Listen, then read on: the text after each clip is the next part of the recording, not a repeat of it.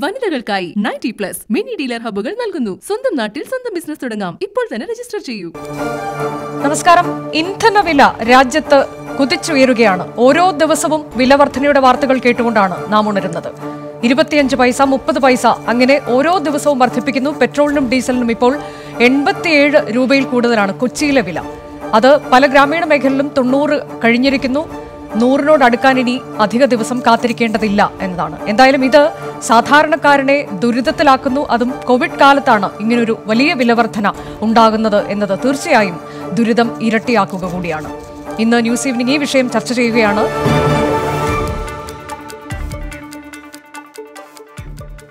ഇന്ധനവില കുതിക്കുകയാണ്. കഴിഞ്ഞ 8 മാസത്തിനിടെ വർദ്ധിച്ചത് 16 രൂപയിലധികമാണ്. ഈ മാസം മാത്രം വില വർദ്ധിപ്പിക്കുന്നത് 10 ദിവസത്തിനിടെ ഇത് 5ാം തവണ. ഇന്ന് പെട്രോളിന് 30 പൈസയും ഡീസലിന് 26 പൈസയും കൂട്ടി 90 രൂപയിലേക്ക് അടുക്കുന്നു വില. യഥാർത്ഥ വിലയും ഇന്ത്യയിലെ വിലയും തമ്മിൽ അജഗജാന്തരമുണ്ട്. കോവിഡ് കാലത്താണ് ഈ പ്രതിസന്ധി എന്നതും മറക്കരുത്. ഈ വില വർധനയെ ശശി തരൂർ MP വിശേഷിപ്പിക്കുന്നത് ദി ഗ്രേറ്റ് ഇന്ത്യൻ കൊള്ള എന്നാണ്. ഇന്ന് ന്യൂസ് ഈവനിംഗ് പരിശോധിക്കുന്നു ഇന്ധനവില എങ്ങോട്ട്.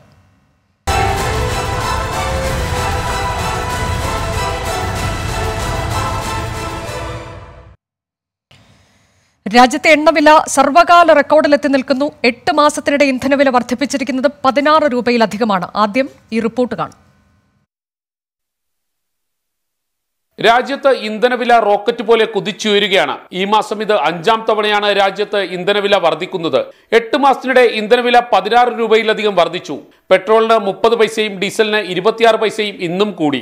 41 ദിവസത്തിനിടെ രാജ്യത്ത് പെട്രോളിന് 3 രൂപ 79 പൈസയും ഡീസലിന് 3 രൂപ 96 പൈസയുമാണ് വർദ്ധിച്ചത്. കൊച്ചിയിലെ ഇന്നത്തെ പെട്രോൾ വില 87 രൂപ 76 പൈസ. ഡീസലിനാവട്ടെ ഇന്ന് 81 രൂപ 98 പൈസയായി. കോഴിക്കോടെ പെട്രോൾ വില 87 രൂപ 75 പൈസ, ഡീസൽ 82 രൂപ 3 പൈസ.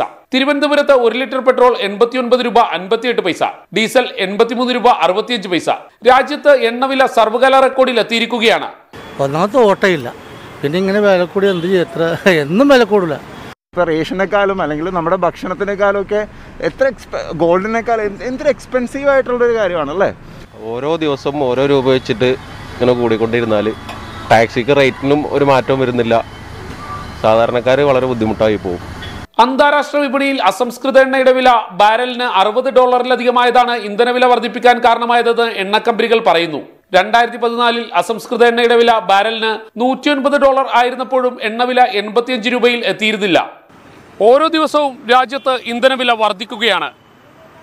കഴിഞ്ഞ 8 മാസത്തിനിടെ പെട്രോളിന് മാത്രം 16 രൂപ 30 പൈസയാണ് രാജ്യത്ത് വർദ്ധിച്ചത്. ഈ ഇന്ധനവില വർധനവ് സാധാരണക്കാരന്റെ ജീവിതം ദുരിതത്തിലാക്കുകയാണ്. സഹിൻ ആന്റണി, 24 കൊച്ചി. ഇതിനിടെ ദിനം പ്രതി ഉണ്ടാകുന്ന ഇന്ധനവില വർധനയിൽ വിശദീകരണവുമായി പെട്രോളിയം മന്ത്രി ധർമ്മേന്ദ്ര പ്രധാൻ രംഗത്തെത്തി. ഇന്ധനവില തീരുമാനിക്കുന്നത് വിപണിയിലെ സാഹചര്യങ്ങളാണ് എന്ന് മന്ത്രി രാജ്യസഭയിൽ പറഞ്ഞു. പെട്രോളിയം നികുതി എല്ലാ സർക്കാരുകളുടെയും പ്രധാന വരുമാന മാർഗമാണ്. ഇത് ഒഴിവാക്കാൻ സർക്കാരുകൾക്കാകില്ലെന്നും ധർമ്മേന്ദ്ര പ്രധാൻ പറഞ്ഞു. State governments and union government are careful about their tax collection because everybody has their own welfare commitment, developmental priorities.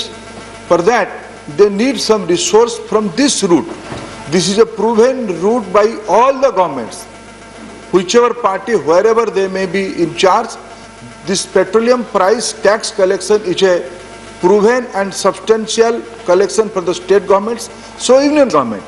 For that this debate, who will take responsibility, whenever needed, government of India never sign out. We have taken responsibility, but primarily this is a product we have to give to all the citizens. We have to go by the market mechanism. ചർച്ചയിൽ നമ്മോടൊപ്പം BJP പ്രതിനിധി advocate S Jayasuryan, പൊതുപ്രവർത്തകൻ ഡിജോ കാപ്പനൊപ്പം സാമ്പത്തിക വിദഗ്ധൻ George Joseph. ആദ്യം George ജോസഫിലേക്ക്. George Joseph, ഇന്നിപ്പോൾ മന്ത്രി പറയുന്നത് വിപണിയിലെ സാഹചര്യമാണ് ഇന്ധനവില നിർണ്ണയിക്കുന്നത് എന്നതാണ്. ഇന്ധനവിലയിലെ കുതിച്ചുകയറ്റം എത്തരത്തിലേക്കാണ് എന്ന് റിപ്പോർട്ടിലൂടെ നമ്മൾ കാണുകയും ചെയ്തു. വിപണിയിൽ ഇപ്പോഴുണ്ടായിരിക്കുന്ന എന്ത് സാഹചര്യമാണ് ഇത്തരത്തിൽ ഇന്ധനവില വർധനയ്ക്ക് കാരണമായിട്ടുള്ളത്? അല്ല, വിപണിയിലെ എന്ത് സാഹചര്യമാണ് എന്ന് നമുക്ക് മനസ്സിലാവുന്നില്ല. നേരത്തെ റിപ്പോർട്ടിൽ തന്നെ ശ്രീ സഹിൻ ആന്റണി ചൂണ്ടിക്കാണിച്ച കാര്യമുണ്ട്. $109 2014 വന്നപ്പോൾ 85 രൂപ പെട്രോളിന് എത്തിയിരുന്നില്ല എന്ന റിപ്പോർട്ടിൽ ചൂണ്ടിക്കാണിക്കുന്നുണ്ട്. ഇന്നിപ്പോൾ അതേ റിപ്പോർട്ട് പ്രകാരം തന്നെ ക്രൂഡ് ഓയിലിന്റെ രാജ്യാന്തര വിപണിയിലെ വില എന്ന് പറയുന്നത് $60 അല്പം മുകളിലാണ്. അപ്പോൾ $109 വിലയുണ്ടായിരുന്ന കാലത്ത് എത്താതിരുന്ന വില $60 എത്തിയപ്പോൾ എങ്ങനെയാണ് എത്തുന്നത്? ശരിക്കും പറഞ്ഞാൽ കേന്ദ്രമന്ത്രി ധർമ്മേന്ദ്ര പ്രധാന്റെ പ്രസ്താവന എന്ന് പറയുന്നത് എല്ലാ ജനങ്ങളെയും വിഡ്ഢികളാക്കുന്ന, കളിയാക്കുന്ന തരത്തിലുള്ള ഒരു പ്രസ്താവനയാണ്. കാരണം എന്താ വെച്ചാൽ, ഒന്ന്, ഈ അസംസ്കൃത വസ്തുവിന്റെ വില കുറയുകയാണ് ചെയ്യുന്നത്. അത് ഏകദേശം 50% അവളം താഴ്ന്നിരിക്കുന്നു. അപ്പോൾ ഒരു അസംസ്കൃത സാധനത്തിന്റെ വില കുറയുമ്പോൾ ആ ഫിനിഷ്ഡ് പ്രോഡക്റ്റിന്റെ വില കുറയുക എന്നുള്ളതല്ലേ സ്വാഭാവികമായിട്ട് സംഭവിക്കുന്നത്. അദ്ദേഹം കളിയാക്കുന്ന വശം മറ്റൊന്നുമല്ല. അദ്ദേഹം പറഞ്ഞു വിപണിയിലെ സാഹചര്യങ്ങളാണ്, ഞങ്ങളല്ല കമ്പനികളാണെന്ന് പറയുന്നു. അങ്ങനെയാണെങ്കിൽ എല്ലാ തെരഞ്ഞെടുപ്പിലും, സംസ്ഥാന തെരഞ്ഞെടുപ്പുകൾ നടക്കുമ്പോഴെല്ലാം എങ്ങനെയാണ് നോട്ടിഫിക്കേഷൻ വന്ന ഉടനെ തന്നെ ഈ വില കയറുന്നത് അറസ്റ്റ് ചെയ്യപ്പെടുന്നത്? പിന്നെ വില കയറുന്നത് തെരഞ്ഞെടുപ്പിന്റെ ബാലറ്റ് പൂർത്തിയായ 6 മണിക്ക് ശേഷം, വോട്ടിംഗ് പൂർത്തിയായ 6 മണിക്ക് ശേഷം അന്നൊരു വിലക്കയറ്റം നമുക്ക് കാണാം. അപ്പൊ ഏകദേശം ഈ പ്രചരണത്തിന്റെ സമയത്ത് ഒരു 1.5 മാസക്കാലം എങ്ങനെയാണ് വില അറസ്റ്റ് ചെയ്യപ്പെടുന്നത്? അപ്പൊ വിപണിയിലെ സാഹചര്യം എന്തുകൊണ്ടാണ് ആ തെരഞ്ഞെടുപ്പ് സാഹചര്യത്തിൽ ഇല്ലാത്തത്? ഇനിയിപ്പോ നമുക്ക് കാണാൻ കഴിയാവുന്ന ഒരു കാര്യം, കേരളം, തമിഴ്നാട്, പശ്ചിമ ബംഗാൾ, ആസാം, ഈ 4 സംസ്ഥാനങ്ങളിലെ തെരഞ്ഞെടുപ്പിന്റെ നോട്ടിഫിക്കേഷൻ ഉടനെ വരും. ഈ മാസം മിക്കവാറും ഉണ്ടാവുമെന്ന് പ്രതീക്ഷിക്കുന്നു. ആ നോട്ടിഫിക്കേഷൻ വന്നാൽ ഉടൻ തന്നെ വിലക്കയറ്റം ഉണ്ടാവില്ല. ഇതെന്ത് പ്രതിഭാസമാണ്? അപ്പൊ അതുകൊണ്ട് ധർമ്മേന്ദ്ര പ്രധാൻ അക്ഷരാർത്ഥത്തിൽ ജനങ്ങളെ വിഡ്ഢികളാക്കുന്നു, കളിയാക്കുന്ന പ്രസ്താവനയാണ് നടത്തിയത്. പിന്നെ അദ്ദേഹം പറഞ്ഞു, അദ്ദേഹത്തിന്റെ വരുമാനത്തിന്റെ കാര്യം പറഞ്ഞു. ഈ വരുമാനത്തിന്റെ കാര്യത്തിൽ നമ്മളിപ്പോ 30 രൂപ എല്ലാ കോസ്റ്റും അടക്കം 1 ലിറ്ററിന് 30-35 രൂപയുടെ കോസ്റ്റ് വന്നിട്ടുണ്ടെങ്കിൽ നമുക്ക് ഇവിടെ തീർച്ചയായിട്ടും 40 രൂപയ്ക്കോ 45 രൂപയ്ക്കോ വിൽക്കാവുന്ന ഒരു സാഹചര്യം ഇന്ന് ഇന്ത്യൻ മാർക്കറ്റിലുണ്ട്. അല്ലെങ്കിൽ 60 രൂപയ്ക്കോ 70 രൂപയ്ക്കോ എന്ന് വിചാരിക്കുക. പക്ഷെ നമ്മൾ ആലോചിക്കുക, ഇതിനകത്ത് സംഭവിച്ചിരിക്കുന്ന കൊള്ള മുഴുവൻ നടത്തുന്നത് കേന്ദ്ര സർക്കാരിന്റെ നികുതികളാണ്. ഈ സംസ്ഥാന ഗവൺമെന്റിന്റെ നികുതികളെ കുറിച്ച്, സംസ്ഥാന ഗവൺമെന്റുകൾ ഈടാക്കുന്ന നികുതികളെ കുറിച്ച് പറയുന്നുണ്ട്. പക്ഷെ നമ്മൾ ആലോചിക്കുക, basic customs duty, basic excise duty, ad valorem duty, special excise duty, additional excise duty തുടങ്ങിയ ഇനങ്ങളിലെല്ലാമായിട്ട് എത്രയോ രൂപയാണ് 1 ലിറ്റർ പെട്രോളിന് പിരിച്ചെടുക്കുന്നത്. ഇപ്പോൾ നമുക്ക് കേന്ദ്ര സർക്കാരിന്റെ വേറൊരു തന്ത്രവും കൂടി നമുക്ക് ഇതിൽ വ്യക്തമായിട്ട് കാണാം. ഒന്നെന്താ വെച്ചാൽ, ബേസിക് എക്സൈസ് ഡ്യൂട്ടിയും ബേസിക് കസ്റ്റംസ് ഡ്യൂട്ടിയൊക്കെ സംസ്ഥാനങ്ങൾക്കുമായിട്ട് വരുമാനം ഷെയർ ചെയ്യപ്പെടുന്ന ഡിവിസിബിൾ പൂളിൽ വരുന്ന കണക്കുകളാണ്. പക്ഷെ അതിനു പകരം ഡിവിസിബിൾ പൂളിൽ പെടാത്ത, അതായത് സംസ്ഥാനങ്ങളുമായി പങ്കുവെക്കേണ്ടാത്ത ഇനങ്ങൾ, അതായത് basic, additional excise duty, special excise duty, ഇതെല്ലാമാണ് എപ്പോഴും ഉയർത്തിക്കൊണ്ടിരിക്കുന്നത്. ഒപ്പം ഇപ്പോൾ കേന്ദ്ര ബഡ്ജറ്റിൽ എന്താ ചെയ്തത്? 1 ലിറ്റർ പെട്രോളിന് 2 രൂപ 50 പൈസയും 1 ലിറ്റർ ഡീസലിന് 4 രൂപയും വിലയിൽ വർധന വരാത്ത വിധത്തിൽ സെസ്സിലേക്ക് മാറ്റി. കാർഷിക സെസ് എന്ന് പറയുന്നുണ്ട്. അങ്ങനെ കാർഷിക സെസ് എന്ന് പറയുമ്പോഴും അതും ഡിവിസിബിൾ പൂളിൽ വരുന്നില്ല. അപ്പൊ ഇത്രയും എമൗണ്ട് സംസ്ഥാനങ്ങളുമായിട്ട് പങ്കുവെക്കാതെ നേരെ കേന്ദ്ര ഖജനാവിലേക്ക് പോകത്തക്ക വിധത്തിൽ ഇത് ആസൂത്രിതമായി തന്നെ നീക്കുന്നു. എന്നിട്ട് പാർലമെന്റിൽ പ്രസ്താവന നടത്തുന്നു, ഇത് ഞങ്ങളൊന്നുമല്ല, ഞങ്ങൾക്ക് ഇതിനകത്ത് ഉത്തരവാദിത്വമില്ല, രാജ്യാന്തര മാർക്കറ്റിലെ കാര്യങ്ങളാണ് എന്നെല്ലാം പറയുന്നു.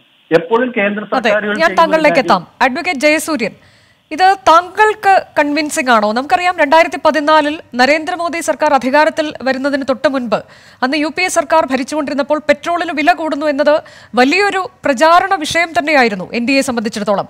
അന്ന് നരേന്ദ്രമോദി ചെയ്തിട്ടുള്ള ട്വീറ്റുകളൊക്കെ നമുക്കിപ്പോൾ ഓർമ്മയുണ്ട്. എന്താണ് അദ്ദേഹം പറഞ്ഞിരുന്നത് പെട്രോൾ വില വർധനയിൽ എന്നതൊക്കെ. പക്ഷേ അധികാരത്തിലേറി കഴിഞ്ഞതിന് ശേഷം അദ്ദേഹം അതൊക്കെ പാടെ മറക്കുന്നു. ഇന്നിപ്പോൾ ഏറ്റവും ഒടുവിലായി ധർമ്മേന്ദ്ര പ്രധാൻ എന്ന പെട്രോളിയം മന്ത്രി എന്താണ് രാജ്യത്തോട് പറയുന്നത്? വിപണിയിലെ സാഹചര്യം എന്താ എന്നത് ഇപ്പോൾ മനസ്സിലാക്കാൻ അതിന് അത്ര വലിയ വൈദഗ്ധ്യമൊന്നും വേണ്ട. ഇപ്പോൾ എന്താണ് ബാരലിന് വില? ബാരലിന് ക്രൂഡ് ഓയിലിന് വില കുറഞ്ഞിരിക്കുന്ന സമയം തന്നെയാണിത്. പിന്നെ നമുക്ക് എന്തുകൊണ്ട് ഇത് ഇങ്ങനെ വില വർധന ഉണ്ടാകുന്നു എന്നതിന് കൃത്യമായൊരു മറുപടി ആണോ സർക്കാർ നൽകുന്നത്? താങ്കളെ പോലെയുള്ളവർക്ക് ഇത് കൺവിൻസിംഗ് ആണോ? ഇന്ന് മന്ത്രി രാജ്യസഭയിൽ സംസാരിച്ചത്. രാജ്യമാസകലം എല്ലാവരും ആഗ്രഹിക്കുന്ന ഒരു കാര്യം പെട്രോളിനും ഡീസലിനും വില കുറയണം എന്ന് തന്നെയാണ്. ഞാനും ആഗ്രഹിക്കുന്നത് വില കുറയണം എന്ന് തന്നെയാണ്. ധർമ്മേന്ദ്ര പ്രധാൻ പറഞ്ഞ കാര്യങ്ങളുടെ അടിസ്ഥാനത്തിൽ ഈ വസ്തുതകളെ കുറിച്ച് നമ്മൾ തലനാരിഴ കീറി പഠിക്കുമ്പോൾ ജനങ്ങൾക്ക് ഇതൊന്നും അറിയില്ല. ജനങ്ങൾക്ക് ഇത്രയും വിശദാംശങ്ങളും അറിയില്ല. അവരെ സംബന്ധിച്ചിടത്തോളം അവിടെ കിട്ടുന്നതിനേക്കാൾ 1-2 രൂപ വില കൂട്ടി ഇവിടെ കിട്ടിയാൽ അത് സാധാരണ ഒരു മര്യാദയല്ലേ എന്ന് തോന്നുന്നു. 30 രൂപയ്ക്കാണ് ക്രൂഡ് ഓയിൽ കിട്ടുന്നതെങ്കിൽ ഡീസലിന് 31 രൂപ, കൂടി വന്നാൽ 32 രൂപ, അതുപോലെ എന്നുള്ള ഒരു സാമാന്യ യുക്തി മാത്രമാണ് ജനങ്ങൾക്ക് മനസ്സിലാവുക.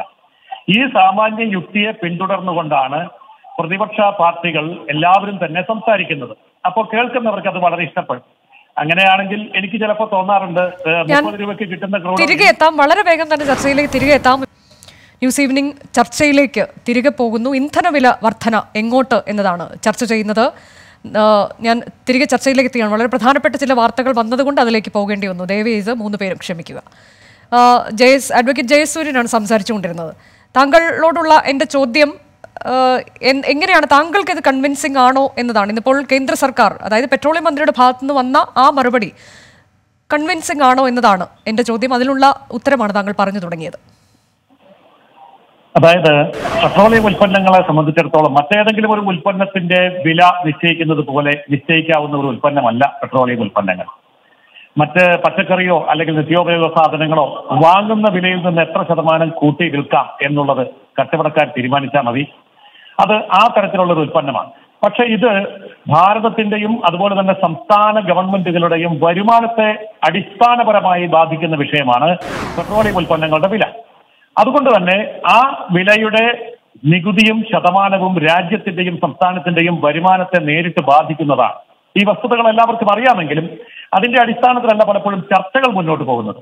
അപ്പോൾ ജനങ്ങളുടെ കയ്യിൽ നിന്ന് കൂടുതൽ പണം സർക്കാർ നികുതി മുഖേന എടുക്കുന്നു പെട്രോളിയം ഉൽപ്പന്നങ്ങളുടെ കാര്യത്തിൽ എന്ന് പറയുമ്പോൾ അത് മറ്റാരെങ്കിലും അല്ല കൊണ്ടുപോകുന്നത്, സർക്കാരാണ് കൊണ്ടുപോകുന്നത്. സർക്കാർ അതെടുത്തിട്ട് മറ്റാർക്കും കൊടുക്കുന്നുമില്ല, അത് ജനങ്ങൾക്ക് തന്നെയാണ് തിരികെ നൽകുന്നത്. ശരി, അങ്ങനെയെങ്കിൽ എൻ്റെ ഒരു വളരെ ലളിതമായൊരു ചോദ്യം, ഇത് 2014 മുൻപ് പറഞ്ഞുകൊണ്ടിരുന്ന നേതാക്കളൊക്കെ തന്നെയാണ് താങ്കളുടെ ഇപ്പോൾ ഏറ്റവും മുതിർന്ന നേതാക്കൾ എന്ന തരത്തിലേക്ക് ഇരിക്കുന്നത്, നമ്മുടെ രാജ്യത്തിന്റെ പ്രധാനമന്ത്രി അടക്കമുള്ളവർ. അന്ന് ഇതേ ന്യായം എന്തുകൊണ്ട് BJPക്ക് മനസ്സിലായിരുന്നില്ല? ഈ പോകുന്ന നികുതിയൊക്കെ എങ്ങോട്ടേക്കാണ് പോകുന്നത്? നിങ്ങളുടെ നേതാക്കളൊക്കെ അന്ന് കാളവണ്ടി വലിച്ചൊക്കെ പ്രതിഷേധം നടത്തിയതൊക്കെ ഇപ്പോഴും ജനങ്ങൾ ഓർക്കുന്നുണ്ട്. അപ്പോൾ അന്ന് വേറൊരു ന്യായം, ഇപ്പോൾ മറ്റൊരു ന്യായം, അങ്ങനെയാണോ? ഒരിക്കലുമല്ല. അന്നത്തെ ന്യായം തന്നെയാണ് ഇപ്പോഴും പറയുന്നത്. ഞാൻ വ്യക്തമായിട്ട് പറയാം. അന്ന് കാളവണ്ടി വലിച്ചതും സ്കൂട്ടർ ഉന്തിയതും ഒക്കെ നല്ലവണ്ണം ഓർക്കുന്നുണ്ട്. ഇന്ന് എന്താ ആരും കാളവണ്ടി വലിക്കാത്ത, എന്താ ആരും സ്കൂട്ടർ ഉണ്ടാത്തത്? പ്രതിപക്ഷമില്ലാഞ്ഞിട്ടല്ലല്ലോ. ജനങ്ങൾക്ക് പ്രതിഷേധം ഉണ്ട് എങ്കിൽ ജനങ്ങൾ തെരുവിലിറങ്ങും, അതിലൊരു സംശയവും ഇല്ല. എന്നാൽ ഇന്ന് അന്നത്തെ കാലഘട്ടം പോലെയല്ല. അന്ന് ജനങ്ങളുടെ കയ്യിൽ പണമില്ല. ജനങ്ങളുടെ കയ്യിലേക്ക് പോകേണ്ട പണം സർക്കാർ കൊള്ളയടിച്ചിരുന്ന കാലഘട്ടത്തിലാണ്, അഴിമതിയുടെ കാലഘട്ടത്തിലാണ്, ജനങ്ങൾ പൊറുതി മുട്ടിയപ്പോഴാണ് ജനങ്ങൾ സമരം ചെയ്തത്. പക്ഷെ ഇന്ന് ജനങ്ങളുടെ കയ്യിലേക്ക് പണം കൊടുക്കുന്നുണ്ട്. രാജീവ് ഗാന്ധി ഒരിക്കൽ പറഞ്ഞല്ലോ, 100 രൂപ ഡൽഹിയിൽ നിന്ന് പുറപ്പെട്ടാൽ 1 രൂപ ഉപഭോക്താവിന്റെ കയ്യിലെത്തുന്നു, 99 രൂപ വഴിക്ക് ചെലവാകുന്നു. ഇന്ന് അങ്ങനെയല്ല. 6000 രൂപ ഡൽഹിയിൽ നിന്ന് അതായത് താങ്കൾ പറഞ്ഞു വരുന്നത് ജനങ്ങൾക്ക് ഇപ്പോൾ പ്രതിഷേധമില്ല, ജനങ്ങളുടെ കയ്യിലേക്ക് പൈസ എത്തിക്കുന്നുണ്ട് സർക്കാർ, അതുകൊണ്ട് ജനങ്ങൾക്ക് പ്രതിഷേധമില്ല. ഇത് നേരിടാൻ പര്യാപ്തരാണ് ഇന്ത്യയിലെ ജനങ്ങൾ, അതാണോ താങ്കൾ പറയുന്നത്? ഇത് നേരിടാൻ മാത്രം സാമ്പത്തിക പര്യാപ്തത ഇന്ത്യയിലെ ജനങ്ങൾക്ക് ഉണ്ടാക്കി കൊടുക്കാൻ നരേന്ദ്രമോദി സർക്കാരിന് സാധിച്ചത് കൊണ്ടാണ് ഇന്ന് വലിയ തോതിലുള്ള പ്രതിഷേധമോ ചെറിയ തോതിലുള്ള പ്രതിഷേധമോ പോലുമോ ഉണ്ടാകാത്തത്. ഇന്ന് പ്രതിഷേധം ചാനൽ ചർച്ചകളിൽ മാത്രമേ ഉള്ളൂ, തെരുവിലില്ല. അല്ലെങ്കിൽ ഇതിനു മുമ്പേ പൊട്ടിപ്പുറപ്പെടേണ്ടതായിരുന്നു. അപ്പോൾ പെട്രോളിയം ഉൽപ്പന്നങ്ങൾ വില കൊടുത്ത് വാങ്ങാൻ മാത്രം പോക്കറ്റിൽ പണമിട്ട് കൊടുത്തിട്ടുണ്ട് നരേന്ദ്രമോദി സർക്കാർ. അതുകൊണ്ട് അവരെ സംബന്ധിച്ചിടത്തോളം വില കൂടുതലാണ് എന്നറിയാമെങ്കിൽ പോലും ആ വില കൊടുത്തുകൊണ്ട് സർക്കാരിനോട് സഹകരിക്കുന്നത് സർക്കാർ ധാരാളം പണം അവരുടെ കയ്യിലേക്ക് കൊടുക്കുന്നുണ്ട് എന്നുള്ളത് കൊണ്ടാണ്. പല മേഖലകളിൽ, ഞാനതെല്ലാം എണ്ണിപ്പറയാൻ ഈ സമയം ഉപയോഗിക്കുന്നില്ല. അത് വൈദ്യുതി കൊടുത്തതാണെങ്കിലും കുടിവെള്ളം കൊടുത്തതാണെങ്കിലും സൗജന്യ ഗ്യാസ്, താങ്കളിലേക്ക് എത്താം. ശ്രീ ഡിജോ കോപ്പൻ, താങ്കൾക്ക് ഈ നിലപാടിനോട് യോജിക്കാൻ കഴിയുമോ? ജനങ്ങളുടെ പോക്കറ്റിലേക്ക് ധാരാളം പൈസ ഒരു വശത്തുകൂടി സർക്കാർ ഇട്ടുകൊടുക്കുന്നുണ്ട്, അതുകൊണ്ട് തന്നെ ജനങ്ങൾക്ക് ഒരു പ്രതിഷേധവുമില്ല. പെട്രോൾ വില വർദ്ധിച്ചുകൊട്ടെ, എത്ര വേണമെങ്കിലും പോയിക്കൊള്ളട്ടെ, ജനങ്ങൾ അത് നേരിടാൻ പര്യാപ്തരാണ്. അതാണ് NDA സർക്കാർ ജനങ്ങൾക്ക് ഉണ്ടാക്കി കൊടുത്തിരിക്കുന്നത്. അതുകൊണ്ട് ജനങ്ങൾ പ്രതിഷേധിക്കുന്നില്ല. എനിക്ക് ഏറെ ബഹുമാനവും സ്നേഹവുമുള്ള ജയസൂര്യനോടുള്ള ആ ആദരവ് നിലനിർത്തിക്കൊണ്ട് തന്നെ ഞാൻ ജയസൂര്യനോട് തിരിച്ചൊന്ന് ചോദിച്ചോട്ടെ. കേന്ദ്ര ഗവൺമെൻറ് 6000 രൂപ വെച്ച് ഇന്ത്യയിലെ കർഷകർക്ക് കൊടുത്തല്ലോ. എന്നിട്ട് എന്ത് ചെയ്യുക? ഇന്ത്യയിലെ കർഷകർ ഇപ്പോൾ തെരുവിലാണല്ലോ 78 ദിവസമായിട്ട്. അപ്പോൾ അതല്ല ഇവിടുത്തെ പ്രശ്നം. ഇവിടുത്തെ പ്രശ്നം എന്ന് പറയുന്നത് ഇന്ത്യയിൽ ഏറ്റവും കൂടുതൽ ക്രൂഡ് ഓയിലിൻ്റെ വില, ഇന്ത്യയുടെ ആവശ്യത്തിൻ്റെ 83% നമ്മൾ ഇറക്കുമതി ചെയ്യുകയാണ്. ആ ഇറക്കുമതിയിൽ $147 വില വന്നത് 2008 ജൂലൈയിലാണ്. ആ 2008 ജൂലൈയിൽ $47 വന്നതിന് ശേഷം 2014 ആയപ്പോഴേക്കും ഇന്ത്യയിലെ എണ്ണ കമ്പനികൾ, കേന്ദ്ര ഗവൺമെൻറ്റൊക്കെ പറഞ്ഞു ഇന്ത്യയിലെ എണ്ണ കമ്പനികളെല്ലാം വലിയ സാമ്പത്തിക ബാധ്യതയിലായി എന്ന് പറഞ്ഞുകൊണ്ട് ഇന്ത്യയിൽ അതിനു വേണ്ടിയിട്ട് പെട്രോളിൻ്റെ അടിസ്ഥാന എക്സൈസ് നികുതി ₹1.07 അഡീഷണൽ എക്സൈസ് തീരുവ ₹6 സെസ് ₹2 ഉൾപ്പെടെ ₹9.71 മാത്രമായിരുന്നു. എന്നാൽ 2014 നവംബർ 12 ഇത് ₹1.5 ഡിസംബർ 2 ₹1.25 വർദ്ധിപ്പിച്ചു. വീണ്ടും 2015 ജനുവരി 2 2 തവണ ₹2 വീതം കൂട്ടി. അന്ന് മുതൽ 2015 നവംബർ വരെ രാജ്യാന്തര വില $45 മുതൽ $55 വരെയായിരുന്നു. അന്ന് ഇതിന് പറഞ്ഞ ഒരു കാരണം ഇപ്പോഴത്തെ ഈ വിലക്കുറവ് ശാശ്വതമല്ലെന്നും വരുന്ന ഭാവിയിൽ വില വളരുമ്പോൾ ജനങ്ങൾക്ക് അമിതഭാരം ഉണ്ടാകാതെ ഇരിക്കാനാണ് ഈ തീരുമാനം എടുത്തതെന്നാണ് പറഞ്ഞത്. ഡീസലിനും പാചകവാതകത്തിനും മണ്ണെണ്ണയ്ക്കും സബ്സിഡിയായി കേന്ദ്ര സർക്കാർ ചെലവഴിച്ചിരുന്ന കാലഘട്ടങ്ങളിൽ 1.5 ലക്ഷം കോടി രൂപയായിരുന്നു. ഈ കുറവ് വരുമാനം വികസന പദ്ധതികളിലേക്ക് മാറ്റും എന്നായിരുന്നു അന്നത്തെ പ്രഖ്യാപനം. അതിനുശേഷം അപ്പോൾ ആ കാലഘട്ടത്തിൽ തന്നെയുള്ള മറ്റൊരു കണക്കുണ്ട്. 2014 പെട്രോളിൻ്റെ വിൽപ്പന നികുതിയിൽ 20.42%, ഡീസലിൻ്റെ വിലയിൽ 6.5% നികുതി സർക്കാർ ഇട്ടിരുന്നു. ഇന്ത്യയിലെ റിഫൈനറികൾ ഏറ്റവും കൂടുതൽ എല്ലാം തന്നെ കടലിനോട് ചേർന്നായിരിക്കുന്നത്. പെട്രോളിൻ്റെയും ഡീസലിൻ്റെയും യഥാർത്ഥ സംസ്കരണ ചെലവ് വ്യക്തമാക്കാൻ ഞാൻ ഉൾപ്പെടെ ഉള്ളവർ എണ്ണ കമ്പനികൾക്ക് കത്ത് കൊടുത്തപ്പം അതിന് കൃത്യമായ ഒരു മറുപടി അവർ തരുന്നില്ല. അവർ പറഞ്ഞിരിക്കുന്ന മറുപടി ഓരോ ഉൽപ്പന്നത്തിൻ്റെയും സംസ്കരണ ചെലവ് തിട്ടപ്പെടുത്തുക പ്രായോഗികമല്ലെന്നാണ്. സാങ്കല്പിക കണക്കുകളുടെ അടിസ്ഥാനത്തിലാണ് ഉൽപ്പാദനം ഇവർ രേഖപ്പെടുത്തുന്നതെന്നും കൂടുതൽ ഡിമാൻഡുള്ള ഉൽപ്പന്നത്തിന് കൂടുതൽ വില ഈടാക്കുന്നതെന്നാണ്. ഞാൻ ആദ്യമേ സൂചിപ്പിച്ചല്ലോ, ഈ ഇങ്ങനെ വില കൂട്ടാൻ അല്ലെങ്കിൽ കേന്ദ്ര എക്സൈസ് നികുതി കൂട്ടാൻ എണ്ണ കമ്പനികളുടെ അമിതമായ നഷ്ടമെന്നാണ് പറഞ്ഞത്. പക്ഷേ 2007-08 മുതൽ 2011-12 വരെയുള്ള കാലയളവിൽ പ്രവർത്തന ചെലവ് വിലയിരുത്തി CAG അവരുടെ ഓഡിറ്റ് റിപ്പോർട്ട് 2012 പുറത്തുവിട്ടിരുന്നു. ഈ കമ്പനികൾക്ക് 50,513 കോടി രൂപ ലാഭമുണ്ടാക്കിയെന്നാണ് CAG കണ്ടെത്തിയത്. അപ്പോൾ CAG പറയുന്നതൊന്നും എണ്ണ കമ്പനികളും അതാത് കാലങ്ങളിൽ കേന്ദ്ര ഗവൺമെൻറ് ഭരിക്കുന്ന പെട്രോളിയം മന്ത്രാലയത്തിലെ മന്ത്രിമാരും പറയുന്നത് തമ്മിൽ യാതൊരു പൊരുത്തവുമില്ല. ജനങ്ങൾക്ക് ഇക്കാര്യത്തിൽ കൂടുതൽ CAG ആണ് വിശ്വസിക്കാവുന്നത്. അതിനകത്ത് ഒരു കാര്യം കൂടി ഞാൻ പറയാം. CAGയുടെ ആ കണക്കിനകത്ത് തന്നെ പറയുന്നു, റിലയൻസിനും SR എന്ന സ്വകാര്യ കമ്പനികൾ 2011-12 മാത്രം ഡിസംബർ മാത്രം വിൽപ്പനയിൽ മാത്രം 667 കോടി രൂപ അനർഹ നേട്ടം ഉണ്ടാക്കിയെന്നും CAGയുടെ ഈ റിപ്പോർട്ടിൽ പറയുന്നുണ്ട്. അപ്പോൾ ഇവിടെ എന്താ പ്രശ്നം? ഇവിടുത്തെ പ്രശ്നം എന്ന് പറയുന്നത് ഇന്ത്യ 83% ക്രൂഡ് ഓയിൽ ഇറക്കുമതി ചെയ്യുന്നുണ്ടെങ്കിലും ഇന്ത്യ 15 രാജ്യങ്ങളിലേക്ക് പെട്രോള്, 24 രാജ്യങ്ങളിലേക്ക് ഡീസലും കയറ്റുമതി ചെയ്യുന്നുണ്ട്. ഇന്ത്യയിൽ നിന്ന് കയറ്റുമതി ചെയ്യുന്ന ഒരു രാജ്യമാണ് ശ്രീലങ്ക. ശ്രീലങ്കയിൽ ഇന്ത്യയിലേക്കാൾ പെട്രോളിന് വില കുറവാണ്. ഇന്ത്യയിൽ നിന്ന് ശ്രീലങ്കയ്ക്ക് 10 രൂപ ലാഭത്തിന് പെട്രോൾ കൊടുക്കുമ്പം ഞങ്ങളോട് അല്ലെങ്കിൽ ഇന്ത്യയിലെ ജനങ്ങളോട് 60 രൂപയാണ് മേടിക്കുന്നത്. അതിനകത്തൊരു നീതിയില്ല എന്ന കാര്യത്തിൽ യാതൊരു തർക്കവുമില്ല. ഇന്ത്യ ഗവൺമെൻറ്റിൻ്റെ സമ്പത്ത് കുമിഞ്ഞുകൂടുകയും എണ്ണ കമ്പനികളുടെ കുമിഞ്ഞുകൂടുകയും ചെയ്തിട്ട് ഇന്ത്യയിലെ ആളുകൾ ഇപ്പോഴും ഏതാണ്ട് 24 കോടി ജനങ്ങൾ പ്രതിമാസം 3000 രൂപയിൽ താഴെ മാസവരുമാനമുള്ളവരാണ്.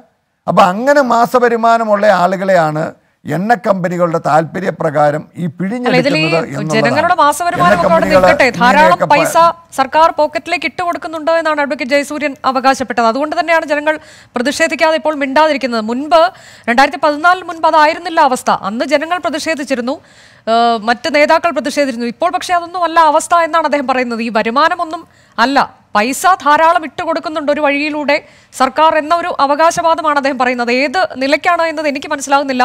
താങ്കൾക്കത് മനസ്സിലാകുന്നുണ്ടോ എന്നതാണ് ഞാൻ ചോദിച്ചത്. എന്തായാലും ഞാൻ ചർച്ചയിലേക്ക് തിരികെ എത്താം. ജനങ്ങൾക്ക് പ്രതിഷേധമുണ്ടോ എന്നത് കൂടി നമ്മൾക്കറിയാം. ഇടവേളയ്ക്ക് ശേഷം ആ പ്രതികരണത്തിലേക്ക് കൂടി നമ്മൾ പോകും.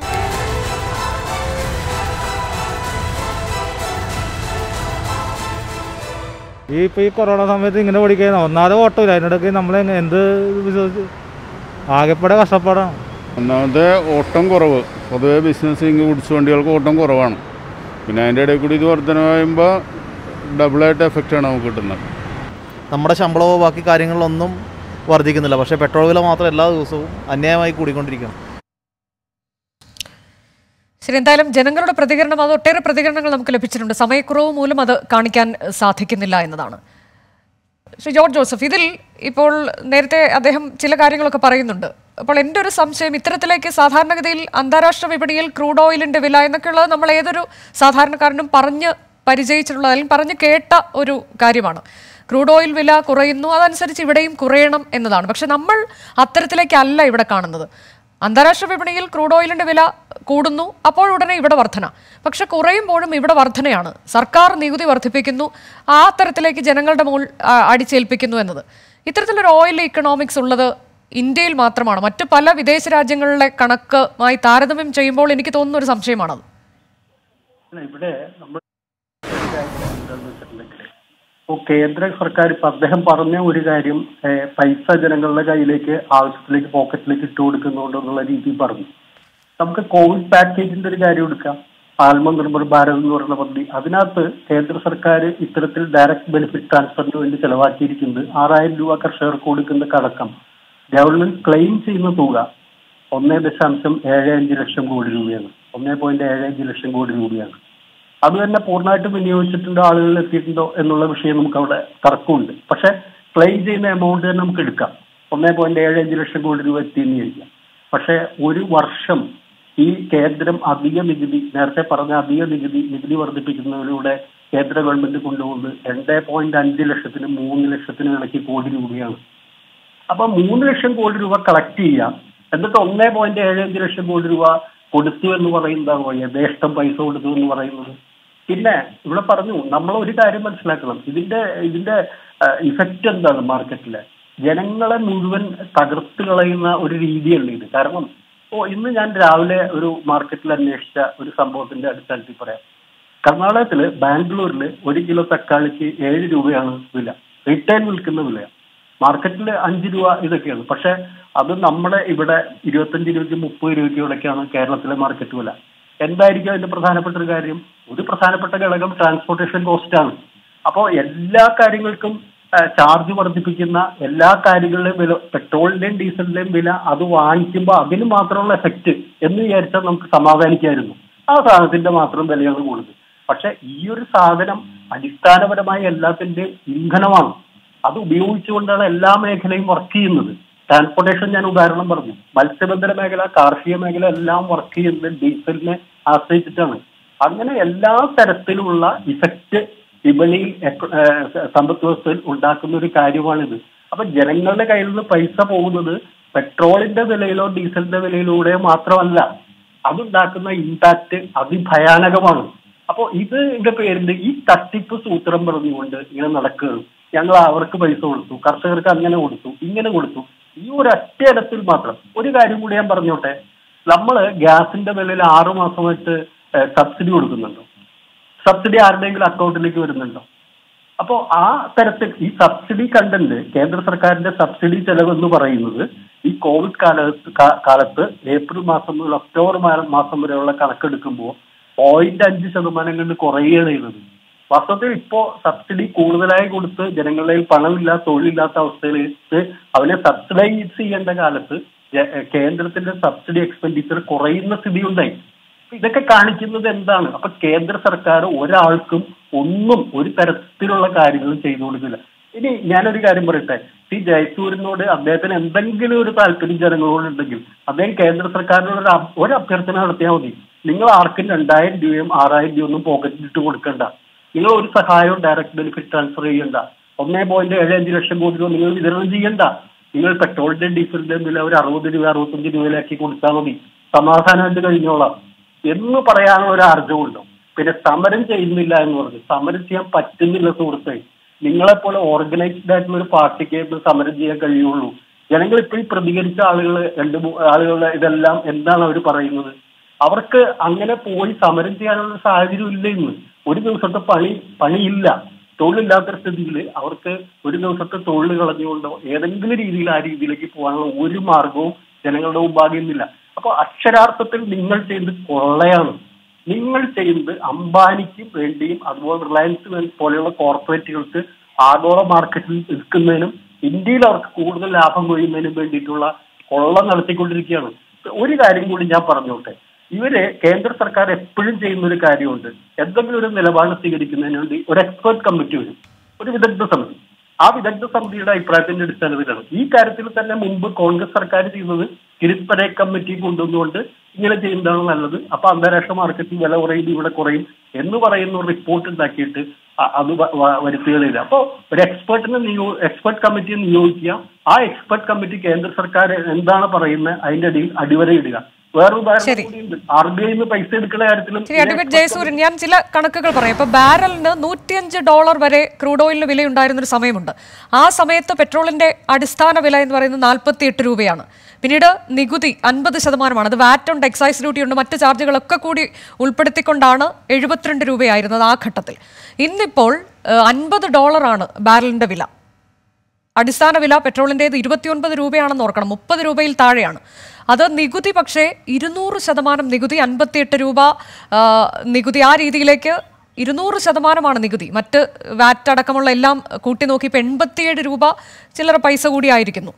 അപ്പോൾ ഇത്രയധികം ഇങ്ങനെ വർധന ഓരോ ദിവസവും കൂട്ടി കൊണ്ടുവരുന്നതിന് ഉള്ള ന്യായീകരണം എന്താണ്? അത് താങ്കൾ നേരത്തെ പറഞ്ഞത് എന്തായാലും അത് സാധാരണക്കാർക്ക് മനസ്സിലാകുന്ന ഒരു കാര്യമല്ല പറഞ്ഞിട്ടുള്ളത്. അതായത് നിങ്ങൾ 3 പേരോടും കൂടിയാണ് ഞാൻ മറുപടി പറയുന്നത്. ശ്രീ ജോർജ് ജോസഫ് ആണെങ്കിലും ശ്രീ ലിജോ കാപ്പൻ എന്റെ വളരെ ബഹുമാനപ്പെട്ട സുഹൃത്താണ്. ഇതില് പ്രധാനപ്പെട്ട ഒരു കാര്യമുണ്ട്. നമ്മൾ ഇത്തരം കാര്യങ്ങൾ ചർച്ച ചെയ്യുമ്പോൾ ഇതിന്റെ യഥാർത്ഥ വസ്തുതകളിൽ നിന്ന് അകന്നു പോയിട്ട് ചർച്ച ചെയ്യാം. ഇപ്പോ ഇവിടെ പച്ചക്കറിയുടെ വില ശ്രീ ജോർജ് ജോസഫ് പറഞ്ഞു. അത് ഇവിടെ വരുമ്പോഴത്തേക്കും വില കൂടുന്നതിന്റെ അടിസ്ഥാനപരമായ കാരണം പെട്രോളിന്റെ ഡീസലിന്റെ വില കൂടുന്നത് കൊണ്ടാണ് എന്ന്. ഒരിക്കലുമല്ല. പെട്രോളിന്റെ ഡീസലിന്റെ വിലവർദ്ധനനുസരിച്ചിട്ടുള്ള വിലവർദ്ധനമല്ല തക്കാളിക്ക് ഉരുളക്കിഴങ്ങിനും ഉണ്ടാവുന്നത്. അത് യഥാർത്ഥത്തിൽ ഇടനിലക്കാരുടെ കൊള്ളയാണ്. ആ ഇടനിലക്കാരുടെ കൊള്ള അവസാനിപ്പിക്കാനുള്ള നിയമം കൊണ്ടുവന്നപ്പോ ഇവിടെ ഭീകരവാദികൾ കർഷകന്റെ വേഷം കെട്ടി സമരം നടത്തി. 26-ാം തീയതി വരെ ഞാനും ഓർത്തു അത് കർഷകന്റെ സമരമാണ്. 26-ാം തീയതി കഴിഞ്ഞ ആ വിഷയത്തിലേക്ക് ഇപ്പോൾ പോകണ്ട, ചർച്ച വഴിമാറി പോകരുത്, നമുക്ക് സമയമില്ല. അതുകൊണ്ട് ഞാൻ ചോദിച്ച ചോദ്യത്തിലേക്ക് എനിക്കറിയാം ഞാൻ ആ വിഷയത്തിലേക്ക് പോകാൻ താല്പര്യപ്പെട്ടല്ല. ശ്രീ ജോർജ് ജോസഫ് അങ്ങനെ ഒരു വിഷയം പറഞ്ഞതുകൊണ്ട് മാത്രം എനിക്ക് മറുപടി പറയേണ്ടി വന്നതാ, അല്ലെങ്കിൽ ഞാൻ ആ വിഷയത്തിലേക്ക് പോയില്ല. അപ്പോ അതുപോലെ തന്നെ ശ്രീ ലിജോ കാപ്പൻ പറഞ്ഞു കർഷകൻ പ്രതിഷേധിക്കുന്നു. കർഷകനല്ല പ്രതിഷേധിച്ചത്, ഖാലിസ്ഥാൻകാരാ. അത് പോട്ടെ, ആ വിഷയം വിട്ടു. ഇവിടെ എനിക്കും വിഷമമുണ്ട്. ഞാനും ഡീസലും പെട്രോളും അടിക്കുന്ന ആളാണ്. വില കൂടരുതെന്ന് എനിക്കും ആഗ്രഹമുണ്ട്. കേന്ദ്ര സർക്കാർ പറഞ്ഞതെന്താ? ഇത് GSTയിൽ പെടുത്താം, വില കുറയുമല്ലോ. അപ്പോ സംസ്ഥാന സർക്കാരുകൾ അതിനെ അനുകൂലിച്ചില്ലല്ലോ. സംസ്ഥാന സർക്കാരുകൾ എപ്പോൾ ഇതിനെ അനുകൂലിക്കുന്നോ ഒരു സോഷ്യൽ കൺസെൻസസ് ഉണ്ടായിക്കഴിഞ്ഞാൽ, അതായത് ഏകപക്ഷീയമായിട്ട് തീരുമാനമെടുക്കാൻ മേലാത്ത മേഖലയാണല്ലോ GST. എല്ലാ സംസ്ഥാന സർക്കാരുകളുടെയും പ്രതിനിധികളുണ്ട്. എല്ലാവരും കൂടി ഇരുന്നാൽ ഒരൊറ്റ നിമിഷം മതിയല്ലോ. ഇത് GSTയുടെ കീഴിൽ കൊണ്ടുവരാമെന്ന് പറഞ്ഞാൽ വില കുറയുമല്ലോ. അപ്പോൾ അതിനാരും തയ്യാറില്ലല്ലോ. അപ്പോൾ അവിടെ ശരിക്കും സൊല്യൂഷൻ കിടക്കുമ്പോൾ ആ സൊല്യൂഷൻ ആരും പറയുന്നില്ല, ആരോപണങ്ങളിൽ മാത്രം നിൽക്കുകയാണ്. അതുകൊണ്ട് ഈ സൊല്യൂഷൻ എന്നുള്ളതിലേക്ക് വരണം എന്നാണ് ഇതിന്റെ ഏറ്റവും നല്ല പരിഹാര മാർഗം. അതിന് GSTയിലേക്ക് ഇത് കൊണ്ടുവരാൻ തയ്യാറാണെന്ന് കേന്ദ്ര ഗവൺമെന്റ് പറഞ്ഞും കഴിഞ്ഞു. അപ്പോൾ എല്ലാ സംസ്ഥാനങ്ങളെ സംബന്ധിച്ചിടത്തോളം അവർക്കും വരുമാനം കൂടും. കേന്ദ്രത്തിന്റെ വരുമാനം എന്ത് വിട്ടുകൊടുത്താലും രാജ്യത്ത് ഈ വിലക്കുറവ് യാഥാർത്ഥ്യമാക്കാൻ പറ്റും. ഇങ്ങനെയുള്ള യഥാർത്ഥ വസ്തുതകളിലേക്ക് വരാതെ ആരോപണ പ്രത്യാരോപണങ്ങൾ പറയാൻ എല്ലാവർക്കും വളരെ എളുപ്പമാണ്. പിന്നെ കൊള്ളയടിച്ച് അദാനിക്കും അംബാനിക്കും കൊടുക്കുന്നു എന്നുള്ള സ്ഥിരം ആരോപണം. ഇവിടുത്തെ പെട്രോളിയം കമ്പനികൾ എന്ന് പറയുന്നത് മുഴുവൻ അംബാനിയുടെ അദാനിയുടെ ഒന്നുമല്ലല്ലോ. എത്ര ശതമാനമുണ്ട്? ഞാനതിന്റെ ശതമാന കണക്കിലേക്ക് പോകുന്നില്ല. 95% പെട്രോൾ പമ്പുകൾ സർക്കാരിൻ്റെതാണ്. അപ്പോൾ ആ സർക്കാരിനാണ് ഈ പണം കിട്ടുന്നത്, അല്ലാതെ പ്രൈവറ്റ് മേഖലയ്ക്ക് കൊള്ളയടിച്ച് കൊണ്ടുപോകാൻ വേണ്ടിയല്ല.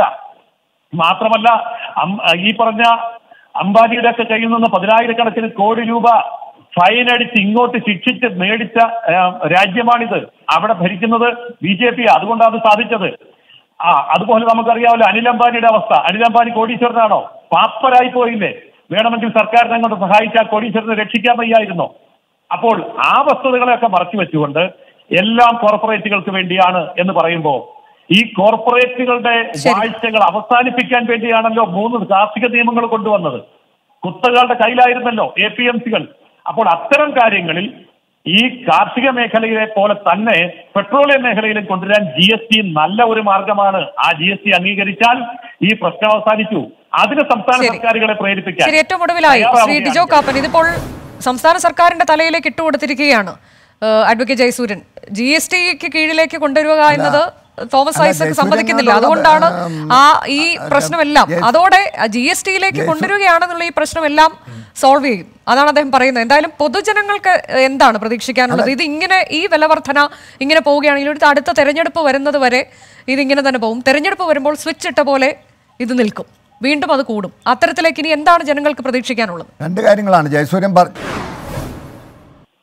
പറഞ്ഞത്. രണ്ട് പ്രധാനപ്പെട്ട കാര്യങ്ങളാണ്. ഒന്ന്, എണ്ണ കമ്പനികൾ എന്ന് പറയുന്നത് അദ്ദേഹം പറഞ്ഞ പോലെ ശരിയാണ്. പൊതുമേഖലാ സ്ഥാപനങ്ങളുടെ എണ്ണ പമ്പുകളാണ് ഇന്ത്യയിൽ കൂടുതലുള്ളത്. പക്ഷേ ഇന്ന് പൊതുമേഖലാ കമ്പനികളുടെ 50% ഷെയർ ഇന്ന് സ്വകാര്യ വ്യക്തികളുടെ കയ്യിലാണ്. അപ്പം ഇതിൻ്റെ ബെനിഫിഷ്യറീസ് അവരാണ് എന്നുള്ളത്. പിന്നെ SR, റിലയൻസ് പോലെയുള്ളവർ. രണ്ടാമത്തെ കാര്യം, BJP ഒരു പൊളിറ്റിക്കൽ തീരുമാനം എടുത്തു കഴിഞ്ഞാൽ GST വോട്ടാണ്. കേന്ദ്ര ഗവൺമെൻറ്റിൻ്റെ വോട്ടും ഇന്ത്യയിലെ ഭൂരിപക്ഷം സംസ്ഥാനങ്ങളും ഭരിക്കുന്നത് BJP ആണ്. അപ്പോൾ ആ BJP ആ സംസ്ഥാനങ്ങൾക്കും കൂടി ഒരു നിർദ്ദേശം കൊടുത്താൽ മതി. സ്വാഭാവികമായിട്ടും GST വന്നു കഴിഞ്ഞു കഴിഞ്ഞാൽ ഞാൻ ഉൾപ്പെടുന്ന ആളുകൾ ജയസൂര്യന് സിന്ദാബാദ് വിളിക്കാൻ തയ്യാറാകും. എന്താണെന്ന് വെച്ച് കഴിഞ്ഞാൽ ഇന്ത്യയിലെ വിലക്കയറ്റം നിയന്ത്രിക്കപ്പെടും. ഇന്ത്യയിലെ ഭരണകക്ഷി എന്ന് പറയുന്നത് ഇന്ത്യയിലെ എണ്ണ കമ്പനികളോടൊപ്പമല്ല, ഇന്ത്യയിലെ ജനങ്ങളോടൊപ്പമാണെന്ന് തെളിയിക്കാനുള്ള ഏറ്റവും വലിയ അവസരമാണ്. അതുകൊണ്ട് BJP ഒരു പൊളിറ്റിക്കൽ തീരുമാനമെടുത്ത് BJP ഭരിക്കുന്ന സംസ്ഥാന ഗവൺമെൻറ്റുകളോടും കേന്ദ്ര ഗവൺമെൻറ് GST കൗൺസിൽ കൂടുമ്പം വോട്ടിനിട്ട് കഴിഞ്ഞാൽ ഇത് ഈസിയായിട്ട് തീർക്കാവുന്നേ ഉള്ളൂ.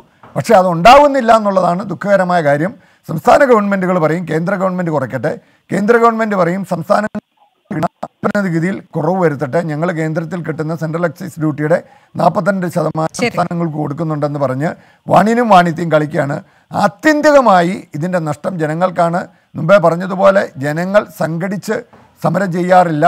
ഏതെങ്കിലും രാഷ്ട്രീയ കക്ഷികൾ ഇനിഷ്യേറ്റീവ് എടുത്താണ് ഓരോ സമരത്തിനും ജനങ്ങളെ കൊണ്ടുവന്നുകൊണ്ടിരിക്കുന്നത്.